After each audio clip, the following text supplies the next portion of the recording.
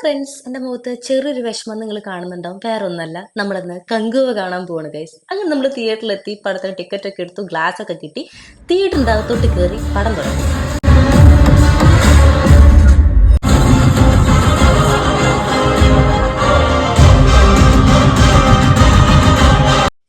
പടത്തിൽ കയറിയ സമയത്ത് തിയേറ്ററിൻ്റെ അകത്ത് ആരും കാണാതായപ്പോൾ ഞാൻ വിചാരിച്ചു പടം തുടങ്ങി കഴിയുമ്പോഴേക്കും വരികയായിരിക്കും. പക്ഷെ ഇന്റർവെല്ലിന് എണീറ്റ് ചുറ്റും നോക്കുമ്പോണ്ടടാ, തിയേറ്ററിൻ്റെ അകത്ത് ആരും ഇല്ല ഗൈസ്. വളരെ കുറച്ച് പേര് മാത്രം. അപ്പൊ നിങ്ങൾ വിചാരിക്കും പടം കഴിഞ്ഞിട്ട് ഞങ്ങൾ എടുത്തതാണ്.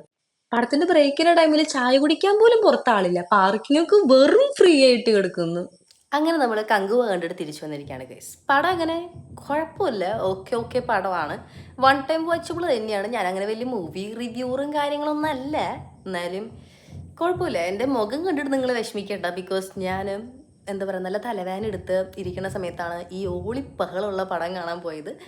എന്നാലും കുഴപ്പമൊന്നുമില്ല ഗൈസ്, വൺ ടൈം വാച്ചബിൾ ആണ്. പിന്നെ സൂര്യനെ കാണാനാണെങ്കിൽ പോകാം എന്നുള്ള രീതിയിൽ തന്നെ എനിക്ക് ഏതൊക്കെയോ പടത്തിൻ്റെ റെഫറൻസ് പോലെ തോന്നി. ഏഴാം അറിവ്, പിന്നെ ഏതാ മിന്നൽ മുരളി, പിന്നെ ഏതായിരുന്നു, പിന്നെ അവിടെ ഇവിടെയൊക്കെ കുറച്ച് തഗ് ലൈഫുകളും സംഭവങ്ങളൊക്കെ കൊടുത്തിട്ടുണ്ട്.